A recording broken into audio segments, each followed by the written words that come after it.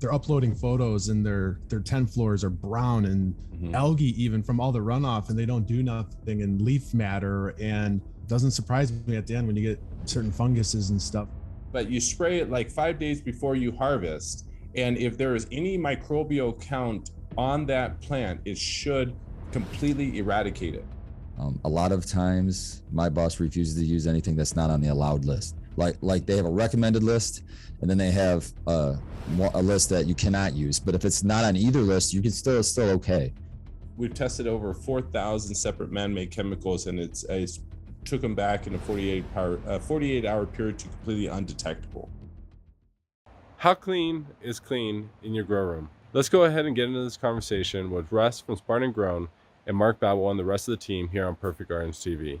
Please remember to like, share, and subscribe. Check us out on Instagram and Facebook. And if you haven't seen the $2.99 membership down below, please check that out. If you also need a little one-on-one attention, make sure to check out the VIP link down below in the description. Make sure to hit the join button on the bottom of every video. I honestly do not know how Athena is.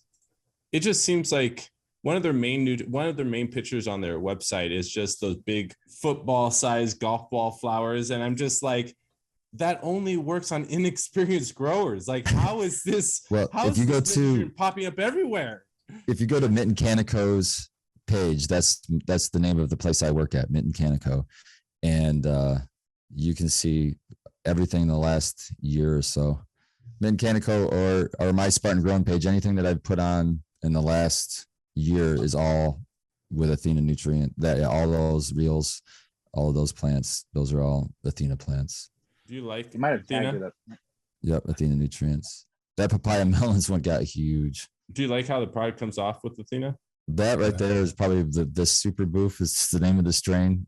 That stuff was like, It looks I good. hate sounding conceited, but goddamn it was like I was walking through a High Times magazine in that room. It just came out beautiful. It's called Boof. It's called Super Boof. It's a cut. Super Boof. That's nice. It don't look like no boof to me. No, man, no. It's some pretty good stuff. And it was just like cola after cola like that, man. Yeah, beautiful colas. And I like the size of them too. They're not just the giant baseball bats. They got good Ears. They need to update their They're website. super restrictive. They're super restrictive on the microbial counts. So if you get a cultivar that gets those big, right, gigantic nugs, you don't want it, man. You want to just keep topping it and breaking those down, because if you have all that congregated space, you're going to get a high microbial count. I don't care how hard you're trying. This is exactly the structure I personally enjoy, where I know a lot of people go for giant flowers. Oh, I personally am like, this is perfect structure. The leaf to flower ratio, it's efficient, it's beautiful. Yeah. It naturally sets itself up for light access to all these different points during its stretch and into its ending of its flower. It's a beautiful plant. it's still Thank breathe. you. Super easy to trim too. I really liked it. Right. And yeah, we're running it again. So for sure. I mean, when it shows out like this, we're like, yup, we're running that one again. What genetics is there? Is this genetics available commercially, or is it just for the industry? We got that cut from Mobile J, I believe. He's on Instagram, and I mean, I don't know if he can go across the country borders with it, but if you can make your way to Michigan, I'm sure he would sell it to you. I think he's a grower, but he's also sells clones. Have you tried any Third Coast genetics? I have heard of Third Coast. Third Coast is another nickname for Michigan. We're the Third Coast. We're not on the East Coast. We're not on the West Coast. We're the Third Coast. And also Fresh Coast, you'll hear. That's another seed company, but we've been known as a Fresh Coast because we're not saltwater. We're freshwater. I got Your operation is super clean, man. Thank you, nice. man. Thank you. Yeah, it's really nice. We really take pride. All of us were caregivers before, so we really, take pride in our plants, and we all had that pride before we walked in the building. So that really helps. You don't have to like tell people, and they already know to care. And guys, I think that's one of Josh's golden nuggets for the day. Cleanliness. It just avoids so many problems by keeping your room clean and not transferring anything. And if you do a little cleaning every day, instead of trying to do it, wait till it gets terrible and then trying to do it, it's going to take you forever. And then you hate it for sure. Yeah. If you can just clean up right when you make the mess, you're good. And you see that so often on so many people's grows, even not just beginners. they're uploading photos and their 10 floors are brown and algae even from all the runoff, and they don't do nothing, and leaf matter. And it doesn't surprise me at the end when you get certain funguses and stuff that attack your buds. You know, it's the environment is not ideal. It's not clean. You're It's absolutely like right. baking in a dirty kitchen. Yeah, exactly. Right. Exactly. You know, it's like two different mindsets for me. When I go to work up at Mitten Canico, it's like clean. It's like doctor's office clean, and it's like we're feeding with synthetic nutrients, and we've got one of the products in Athena is called Cleanse, and it's just I think it's periatric acid, but it's basically H2O2. So you're running a super clean, it's just the opposite of what I do at home, as far as I'm using microbes at home. And I would never think to even begin to think of using an H2O2 or a periatric acid. It's a whole nother mindset, but I love that. What I does love the that I can do different microbial, things. what does the microbial, like in terms of the regulations, like what it is that it's a part per million type thing, or? Yes. It's just a count, a CFU count. They count how many, and you have to be under a certain number. I think on the medicinal side, it was 10,000 units, and on it might have been 20,000 units. And then on the adult That's use, their it's like leaf analysis? 100,000.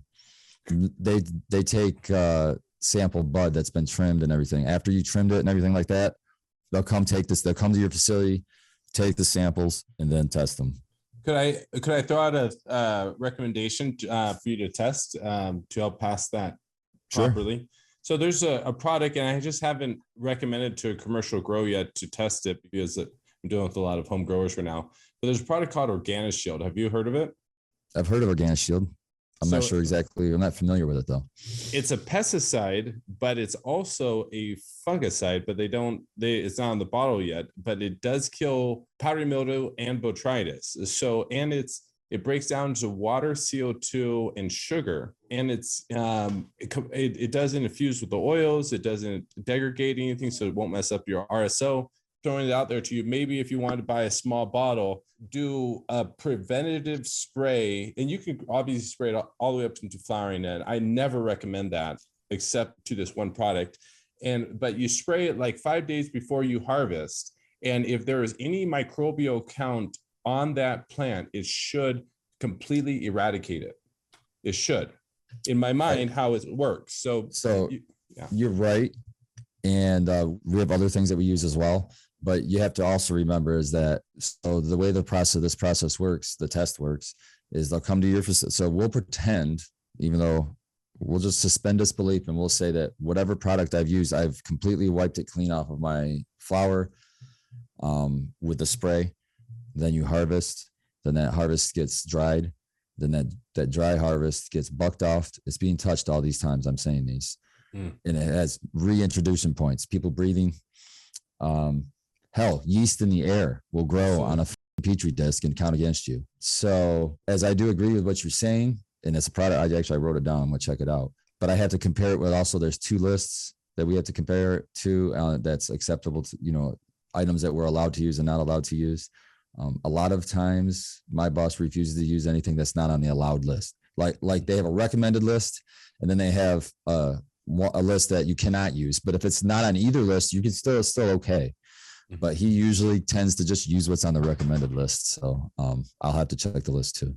Yeah, you guys have a lot of liability on your shoulders. I don't want to be one of those horrible retail hydroponic stores that you walk into and they give you a recommendation. It just fucks up your whole grow. So I'm not going to do that. I'm sorry to even recommend a product to you. Well, I mean, honestly, it would still be your fault. You can't say that fault is on you, because it's our fault to, like, usually anything new, we send to the lab from heavy metal testing. It's something that you don't think of. But any product we send it, I don't care if it's fucking soil, cocoa, fucking anything that gets sprayed, anything that touches the plant, man, we're going to go get it tested, because our very inaugural harvest, the very first harvest we took, we failed for heavy metal testing. And long story short, we tracked it down to Canna cocoa. So Yeah, I'm going to Yeah, send you cocoa. this small bottle, sample bottle with the drops balance bottle, and it's enough to do, 1 or 2 flowers as a test, just in case, get it Awesome. repeated. Yeah. I appreciate that, man. Yeah. Did you say that you ran into that problem? Sorry, I didn't mean to roll over what you said. Were you saying that you ran into that problem, Russ, with the the can of cocoa itself in the bag? Yes. Okay, cool. Cadmium. I don't use that. Cadmium. We tested hot for cadmium. We Wow. contacted Canna, and their response was less than acceptable. So we switched. We're never using Canna again. Only Their use their response bottles. was, I don't don't use touch our their- products if you want to pass testing. So we took them up on their offer. Though, What? drops of balance, just, and again, I'm not trying to market it now, just you bringing up products and this kind of where my brain goes. Drops of balance should completely revert all man-made chemicals back to sulfated minerals. So any heavy metals when you're using it in your water, and I know you already fixed the problem, but that product should fix any pesticide, fungicide, heavy metals. We've tested over 4,000 separate man-made chemicals, and it's took them back in a 48-hour period to completely undetectable. So Nice. I'm going to send it over to you. It's something I'm really pushing in Monterey County to clean up the pesticide and fungicides in the soil. So it's, yeah, I think It's important. I'll probably look into that product for my home garden too, because that's important on when you're reusing your soil again and again and again too. Absolutely. Absolutely.